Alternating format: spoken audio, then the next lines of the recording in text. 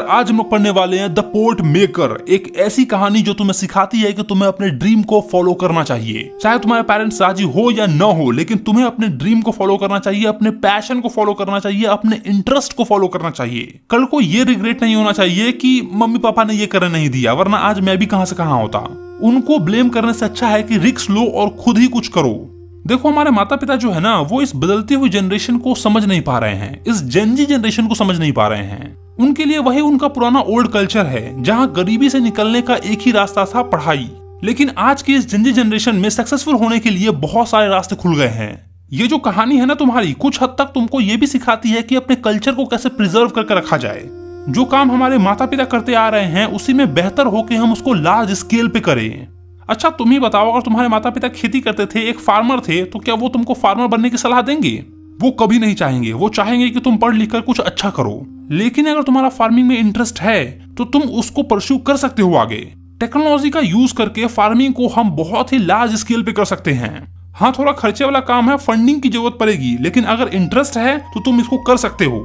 तो जो भी तुम्हारा इंटरेस्ट है उसको फॉलो करो, चाहे तुम्हारे माता पिता चाहे या न चाहे। अपने दम पे रिस्क लो और कामयाब होके दिखाओ उनको। देखो, स्ट्रगल बहुत होगा, बहुत ही मेहनत करनी पड़ेगी तुमको, लेकिन आगे चल के अपने माँ बाप को ब्लेम करने से अच्छा है कि आज मेहनत कर लो। तुम्हें क्या लगता है, मेरे माता पिता चाहते थे कि मैं एक यूट्यूबर बनूं? नहीं भाई, वो भी चाहते थे कि पढ़ लिख कर मैं किसी कंपनी में जॉब करूं। लेकिन मैंने रिस्क लिया, बहुत स्ट्रगल किए, बहुत सारे लोगों के ताने सुने, और आज मैं यहाँ पर हूँ। मैंने अपने जीवन में बहुत कुछ नहीं उखाड़ लिया है, अभी भी स्ट्रगल कर रहा हूँ, लेकिन मैं अपने इंटरेस्ट को फॉलो कर रहा हूँ। जिसमें मुझे मजा आता है ना भाई, मैं वो फॉलो कर रहा हूँ। तो तुम्हें भी यही सलाह दूंगा कि अपने इंटरेस्ट को फॉलो करो, लेकिन हाँ, उसमें मेहनत तुमको करनी पड़ेगी, बहुत स्ट्रगल करना पड़ेगा। तो चलो यार, ज्ञान की बातें बहुत हो गई, इस कहानी को शुरू करते हैं और देखते हैं कि कैसे एक सेंटिला नाम की लड़की जो है वो अपना पैशन फॉलो करती है। दरअसल उसकी माँ जो होती है ना, वो एक पोर्ट मेकर होती है, कुम्हार होती है, और वो अपनी बच्ची को वही कला नहीं सिखाना चाहती थी, क्योंकि उसको पता था कि इसमें पैसे ना बहुत ही कम है, मेहनत बहुत ज्यादा है और पैसे बहुत कम है। लेकिन फिर भी सेंटिला जो है ना, वो पोर्ट मेकर ही बनना चाहती थी। चलो कहानी शुरू करते हैं, चीजें तुमको समझ में आने लगेगी। जब सेंटिला इतनी बड़ी हो गई कि अपने माँ के साथ खेतों में, जंगलों में जा सके, तब वो एक सपना देखने लगी। अपने माँ की तरह, अपने दादी की तरह एक कुम्हार बनने का सपना देखने लगी, एक पोर्ट मेकर बनने का सपना देखने लगी। लेकिन उसकी माँ अरेलना नहीं चाहती थी कि वो एक पोर्ट मेकर बने। वो उसको वेवर बनाना चाहती थी, एक बुनकर बनाना चाहती थी जो कपड़े को बुन सके। वेवर वो होता है ना जो धागे से कपड़े को बुनता है। ये सिलाई करने से डिफरेंट होता है। सिलाई में क्या होता है कि हमारे पास कपड़ा होता है, उसको काट काट के हम शर्ट वगैरह, पैंट वगैरह सिलते हैं। लेकिन वेवर क्या करता है, धागे से कपड़ा बनाता है। वो कपड़ा बनाता है, तभी सिलाई वाले जाके उसको सिलते हैं। तो उसकी माँ उसको एक वेवर बनाना चाहती थी, एक बुनकर बनाना चाहती थी। जिन दिनों उसके माता पिता खेतों में जाते थे, वो घर पर रहने में कामयाब हो जाती थी, और वो कुशल कुम्हारों के पास जाकर, जो एक्सपर्ट है स्पोर्ट मेकिंग में, उनके पास जाकर वो हुनर सीखने लगती थी। पहले तो वो लोग उस छोटी सी बच्ची की जिद पे हंसते थे। जब सेंटिला बोलती थी ना कि चाचा हमरो सिखावा, तो वो बहुत ही हंसते थे, क्योंकि उनको ऐसा लगता था कि वो बहुत ही जल्द इस कला के प्रति अपने बचकाने जुनून से बाहर निकल जाएगी। यानी कि जो पोर्ट मेकिंग सीखने का सेंटिला का जुनून है ना, उससे वो बहुत जल्द बाहर निकल जाएगी, जब उसको ये एहसास होगा कि ये काम कितना डिफिकल्ट है और इसमें कमाई भी नहीं होती है। लेकिन सेंटिला अपनी जिद पे अड़ी रही और उनसे वो कला सीखने लगी। उनको ऑब्जर्व करने लगी कि कैसे कैसे वो लोग बनाते हैं। सेंटिला ने अपने घर पर मिट्टी के बर्तन बनाने के प्रति अपने आकर्षण का खुलासा नहीं किया था। यानी कि उसने अपने घर पर यह नहीं बताया था कि मुझे इस चीज में इंटरेस्ट है, क्योंकि एक रात उसने अपने माता पिता को बात करते हुए सुन लिया था। उसकी माँ उसके पिता से ना शिकायत कर रही थी कि सेंटिला का बुनाई में कोई भी इंटरेस्ट नहीं है, और मैं उसे मिट्टी के बर्तन बनाना नहीं सिखाऊंगी, पोर्ट मेकिंग नहीं सिखाऊंगी, क्योंकि इस काम में मुझे कभी खुशी नहीं मिली। इतनी मेहनत के बाद बस थोड़ी सी कमाई हुई। यहाँ से 16 किलोमीटर दूर पैदल जाना होता है नदी किनारे, जहाँ मिट्टी के बर्तन बनाने के लिए लाल और भूरी मिट्टियां मिलती हैं। फिर नदी किनारे तक एक ढलान से नीचे उतरना होता है और गांव तक भारी बोझ उठाकर लेके आना होता है। इससे कमर में दर्द हो जाता है। फिर सख्त मिट्टी को नरम करने के लिए बांस के सिलेंडर में कूटने का काम भी थका देने वाला काम है। कई बार तो मैं इतनी थक जाती हूँ कि बर्तन बनाते बनाते साचा मेरे हाथ से गिर जाता है और मुझे फिर से शुरू करना होता है। इतनी मेहनत के बाद मिट्टी के एक बर्तनों का बैच तैयार करने में महीनों लग जाते हैं, और बदले में मिलता क्या है, बस कुछ पैसे। लेकिन अगर सेंटिला बुनाई सीख लेती है तो परिवार के लिए पर्याप्त कपड़े जुटाने के अलावा भी बहुत अधिक पैसा कमा सकती है। मतलब अगर सेंटिला वेबिंग सीख लेती है, बुनाई का काम सीख लेती है, तो अपने फैमिली के लिए तो कपड़े बुन ही लेगी, इसके बावजूद बेच कर भी पैसा कमा सकती है, जो कि पोर्ट मेकिंग की कमाई से बहुत ज्यादा होगा। बुनाई करना मिट्टी के बर्तन बनाने की तरह गंदगी का काम नहीं है, इसे घर के अंदर किया जा सकता है और किसी भी मौसम में किया जा सकता है।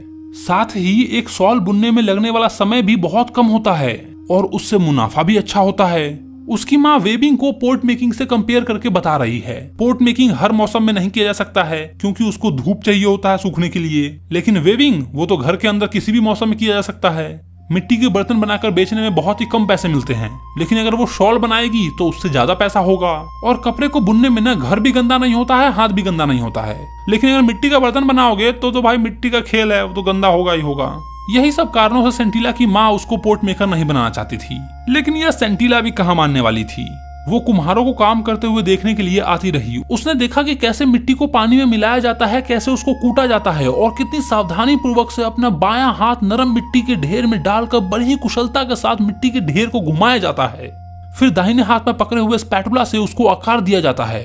स्पैटुला एक लकड़ी के चम्मच की तरह होता है जिसको कुम्हार लोग टैप टैप करके ना मिट्टी को आकार देते हैं। वो लोग राइट हैंड से स्पैटुला की मदद से मिट्टी को हल्का हल्का ठोकते हैं, टैप टैप करते हैं और फिर लेफ्ट हैंड से उसको आकार देते हैं। और सेंटिला उस थपथपाने की मधुर संगीत को सुनती थी और मंत्रमुग्ध होके अपनी आंखों के सामने एक आकारहीन मिट्टी के ढेर को बर्तन में उभरते हुए देखती थी। वो समझ नहीं पाती थी कि कैसे एक मिट्टी के ढेर से इतना अच्छा पोर्ट तैयार हो जाता है। वो उस कला को सीखना चाहती थी यार। 2-3 दिनों के बाद उन बर्तनों को फाइनल टचअप दिया जाता था ताकि उनको मनचाहा आकार मिल सके और उनकी बनावटों को भी चेक किया जा सके। उसके बाद ही बर्तनों को धूप में सूखने के लिए निकाला जाता था और फिर उसे सूखी बांस और लकड़ी के बिस्तर के ऊपर एक समान पैटर्न में लकड़ी की भट्टी के ऊपर रखा जाता था। उसके ऊपर फिर से सूखा बांस रखा जाता था और भट्टी को जलाया जाता था। इस पूरे प्रोसेस में इस बात का विशेष रूप से ध्यान रखा जाता था कि तापमान जो है ना वो एकदम मेंटेन रहे। इस पूरे प्रोसेस को बहुत ही ध्यान पूर्वक किया जाता था क्योंकि अगर भट्टी का तापमान कम या ज्यादा हो जाता है तो पूरा बैच खराब हो जाता है, सारे किए कराए पर पानी फिर जाता है। इधर अरेला को अपनी बेटी के आने जाने के बारे में पता चल गया था, लेकिन उसने अनजान बनने का नाटक किया। दोपहर ढलते ढलते सेंटिला को घर जल्दी लौटना पड़ता था ताकि जब उसकी माँ खेतों से लौटे तो वो वहाँ मौजूद रहे, वरना उसकी माँ को शक हो जाता। हालांकि उसकी माँ को तो पहले से ही पता था। धीरे धीरे सेंटिला के आने जाने का चर्चा पूरे गांव में होने लगा। लोग हैरान थे कि क्यों अरेला अपनी बेटी को ये हुनर नहीं सिखाना चाहती है। गांव वालों को इस बात की चिंता थी कि अगर सभी कुम्हार ऐसे ही करने लगेंगे तो उनकी जगह लेने के लिए कोई कुशल कुम्हार नहीं बच जाएगा। उनका जो ट्रेडिशन है, उनकी जो परंपरा है वो खत्म हो जाएगी। हालांकि तुमको पता है ये परंपरा सचमुच में खत्म होती जा रही है और वास्तव में इस काम में बहुत ही कम पैसे हैं। ये मैं इसलिए बोल रहा हूँ ना क्योंकि मेरे गांव में कुम्हार आया करता था दिया हुआ देने दीपावली के टाइम पे, बट अब उन्होंने आना बंद कर दिया है क्योंकि उनके बच्चे बाहर कमाने चले गए और उनसे अब वो होता नहीं है क्योंकि बूढ़े हो गए हैं। खैर चलो आगे पढ़ते हैं। एक दिन सेंटिला के पिता मोसाबो को ग्राम परिषद में बुलाया गया। मतलब विलेज के जो काउंसलर लोग होते हैं ना, पंचायत वगैरह के लोग जो होते हैं, उन्होंने उनको बुलाया और पूछा कि अरेला अपनी बेटी को मिट्टी के बर्तन बनाना क्यों नहीं सिखा रही है। तो उसके पिता ने बड़ी ही विनम्रता के साथ जवाब दिया, हो चचा और भैया सब सुनिए, अरेला ने ये कभी नहीं कहा कि वो अपनी बेटी को मिट्टी के बर्तन बनाना नहीं सिखाएगी। बात सिर्फ इतनी सी है कि हम चाहते थे कि बीमारी के बाद वो स्वस्थ हो जाए, फिर हम उसको सिखाएंगे। जल्द ही आप लोग सेंटिला को गांव के सबसे अच्छे बर्तन बनाते हुए देखेंगे। मेसोबा के स्पष्टीकरण सुनने के बाद बड़े बुजुर्ग ने उसे जाने दिया और चेतावनी दी कि वो अरेला को ये याद दिलाए कि पीढ़ी दर पीढ़ी चलती आ रही इस कला को अपनी बेटी को सिखाना उसका कर्तव्य है। उन्होंने उसे ये भी बताया कि मिट्टी के बर्तन बनाने जैसी कला जो है न केवल लोगों की जरूरतों को पूरी करती है बल्कि उनकी परंपरा और इतिहास का प्रतीक भी है, किसी एक व्यक्ति की संपत्ति नहीं है। और विशेषज्ञों का यह दायित्व है कि ये कला न केवल वो अपने बच्चों को बल्कि जो कोई भी सीखना चाहता है उनको सिखाए। मेसोबा घर गया और उसने एरेला से इस विषय पे चर्चा की। अगले साल एरेला सेंटिला को नदी के किनारे ले गई जहां पर भूरे और लाल रंग की मिट्टी पाई जाती है। उसने सेंटिला को दाव, जो कि एक प्रकार का औजार होता है, उससे मिट्टी खोदना सिखाया, उसे टोकरी में डालना सिखाया और कार्यशाला में ले जाकर उसे भिंगोना सिखाया। फिर उसे बांस के सिलेंडर में सही अनुपात में भरकर कूटना सिखाया, कैसे बांस के सिलेंडर में राइट प्रोपोर्शन में डालना है और कूटना है, वो सारी चीजें सिखाई। सेंटिला ये सारी चीजें बहुत ही जल्दी सीख गई और उसने मिट्टी को मुलायम आटे में बदल दिया, एकदम आटे की तरह मुलायम कर दिया। लेकिन जब उसने मिट्टी के ढेर को बर्तन के आकार देने की कोशिश की तो वो फेल हो गई। वो मिट्टी के लोई को ठीक से पकड़ भी नहीं पा रही थी। उसकी माँ बस कोने में खड़े होकर सेंटिला को बार बार कोशिश करते हुए देखती रही।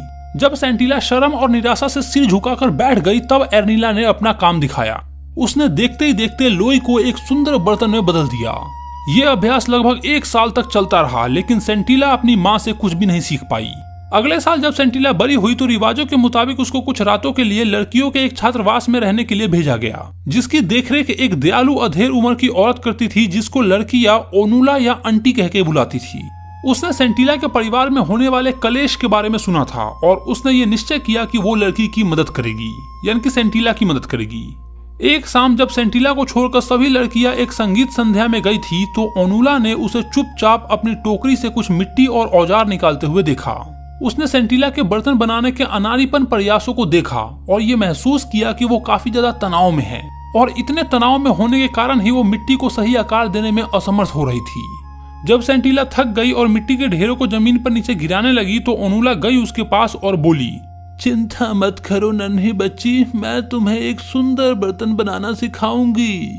सेंटिला आश्चर्यचकित होकर देखती रही जब ओनुला ने एक सुंदर बर्तन बनाया और फिर से उसे कोशिश करने को कहा। सेंटिला ने एक मिट्टी का टुकड़ा लिया और पहले कभी न महसूस होने वाले आत्मविश्वास के साथ और अभी अभी मिले हुए निर्देश का पालन करते हुए फिर से वो प्रयास करना शुरू कर दी। उसने एक सुंदर बर्तन बना लिया और जब बर्तन बनकर तैयार हो गया तो वो वहीं पर बैठी रही और अपनी रचनाओं की प्रशंसा करने लगी कि वाह, मैंने बर्तन बना लिया। लेकिन ओनुला ने उसको समझाया कि बर्तन का मुंह जो है वो बिल्कुल गलत बना है। सेंटिला ने निराश होकर ओनुला की ओर देखा। फिर ओनुला मुस्कुराई और बोली, अगली बार जब तुम अपनी माँ के साथ काम करो तो ध्यान से देखना वो बर्तन का मुंह कैसे बना रही है। तुम जल्दी सीखती हो, अच्छा करोगी। फिर सेंटिला ने बिल्कुल वैसा ही किया। अगली बार बर्तन बनाते समय सेंटिला ने देखा कि उसकी माँ बाएं हाथ और चम्मच को कैसे पकड़ती है, बर्तनों का मुंह बनाते समय वो मिट्टी को कैसे धीमा करती है और किनारे को बनाने के लिए मुंह पर आटे की लंबी पट्टी कैसे लगाती है। फिर एक चमकदार धूप वाले दिन एरेलना ने सेंटिला को कहा कि हमें जितना हो सके उतने बर्तन बनाने की कोशिश करनी चाहिए, नहीं तो उन्हें सुखाने के लिए पर्याप्त धूप नहीं मिलेगा। वो काम करने के लिए काफी जल्दी शेड में चली गई और हमेशा की तरह एरेलना ने जल्दी एक बैच पूरा तैयार कर दिया और फिर सेंटिला को काम संभालने के लिए कहा। सिर दर्द और पीठ दर्द की शिकायत करते हुए वो बाहर चली गई और सेंटिला को कहा कि जितना हो सके वो उतने बर्तन बनाने की कोशिश करे। सेंटिला बहुत ही हैरान थी और अनएक्सपेक्टेड तरीके से अपने बाएं हाथ से पूरी तालमेल के साथ मिट्टी को फेंटने लगी। कुछ ही देर में उसको एहसास हुआ कि बर्तन तैयार है। उसने दूसरा बर्तन बनाना शुरू किया, फिर तीसरा और धीरे धीरे अचानक उसने गति पकड़ ली। बिल्कुल अपनी माँ की तरह तेजी और कुशलता में एक के बाद एक बर्तन बनाती चली गई। अंत में जब उसने अपने बर्तनों की कतार को देखा तो उसे पता चला कि अपने माँ के बराबर बर्तन बनाने में बस एक बर्तन ही कम रह गई थी। मतलब उसने ऑलमोस्ट अपनी माँ के बराबर बर्तन बना दिए थे, बस एक कम रह गया था। परिश्रम से थकी हुई सेंटिला ने घर के अंदर जाकर अपनी माँ के साथ दोपहर का भोजन करने का फैसला किया। जब वो दहलीज पे पहुंची तो उसने अपनी माँ को जमीन पर गिरा पाया। उनकी सांसें रुक गई थी। सेंटिला एकदम घबरा गई और मदद के लिए गांव की तरफ दौड़ी। गांव वाले दौड़कर घर पहुंचे और मिसोबा को बुलाया। अगली सुबह जब एरेलना की लाश को घर से बाहर ले जाया जा रहा था तो सेंटिला उसके पीछे दौड़ते हुए चिल्लाई, माँ, मैं ऐसा नहीं चाहती थी, ये बस मेरे साथ हो गया, कृपया मुझे क्षमा कर दीजिए।